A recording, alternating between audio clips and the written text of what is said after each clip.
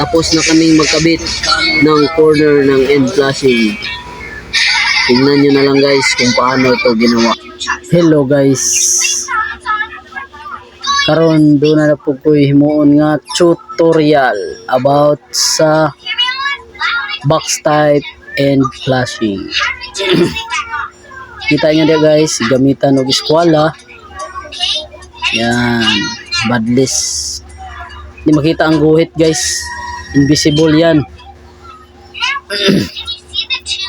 Kasi wala kaming lapis, wala kaming pencil. Dahil ang installer na yan ay hindi nag-aaral ng grade 1. Kasi grade 1 lang yung gumagamit ng lapis. Pero joke lang yun guys, may lapis naman kami pero walang tasa.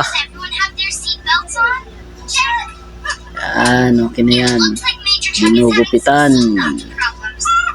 Tingnan nyo ng mabuti kung gusto kayong matuto. Yan. Nagamitan ng pliers, tapos ginupit-gupit. Kayo na lang ang tumingin dyan guys. Oops. Ang ginawa mo dyan. Oy. Parang pasaklob-saklob mo ah. Okay na yan guys.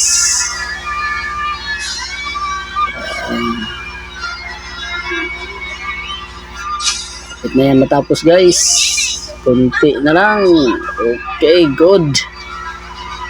Pagkatapos nyan, saklob mo. Yan lang yan guys. Ang gumawa ng kanto. So, diba? Ayos na. Good job guys. Gusto kayong matuto, please like and share. Or kung natuto na kayo dahil sa video ko, just comment down below. Thank you guys. Tingnan nyo.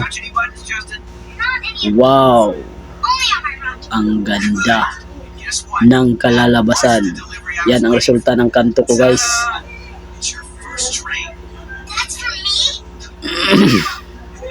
Thank you so much for watching. Dire nag-spandrel na itong kuhan. Idol dire dapita. Hapit na mahuman atong mga ka-idol.